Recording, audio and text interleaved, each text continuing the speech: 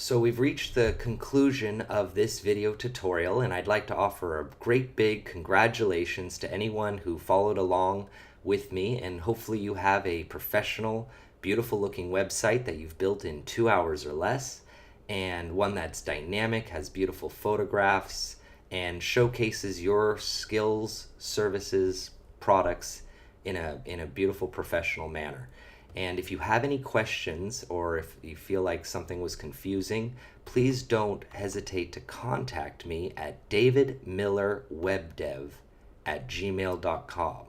davidmillerwebdev@gmail.com. Contact me with any questions, comments. If you have ideas for other videos you'd like to see, please recommend these video tutorials to your friends and family, anyone else you know who might want to build their own website. And I encourage you to check out the other videos, and thank you so much for attending this video tutorial, and I look forward to hearing from you if you have any questions or comments. Thanks again.